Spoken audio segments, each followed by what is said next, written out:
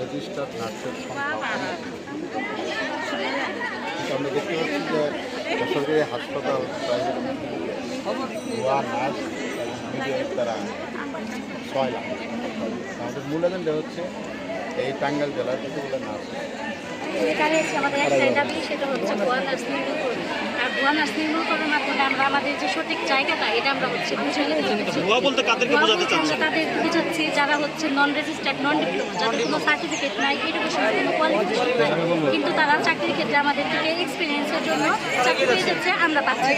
কিন্তু আমরা কেন পারবো না? আমরা যেখানে 4 বছর 3 বছর এডুকেশন পড়াশোনার পাশাপাশি আমরা ক্লিনিক্যাল প্র্যাকটিস করছি, সর্বশেষ আমরা ইন্টার্নশিপ করতেছি, তাহলে আমরা কীভাবে এক্সপিরিয়েন্স হসপিটাল এবং ক্লিনিকগুলোতে যে রেশিও মেনটেন করে আমাদের রেজিস্টার্ড নার্স নিয়োগ করার কথা, তার 10% হচ্ছে কিনা এটা আমি শুনি।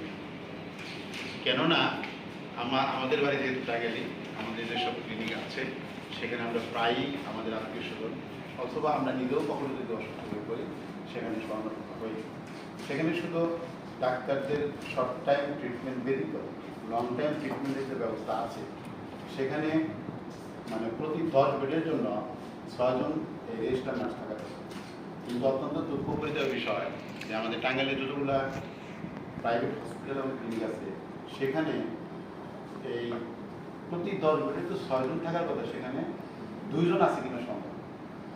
এতে করে আমাদের কয়েকটা দিকে সমস্যা হচ্ছে। প্রথমত সমস্যা হচ্ছে যে আমরা স্বাস্থ্যসেবার প্রতারণার মধ্যে পড়ছি।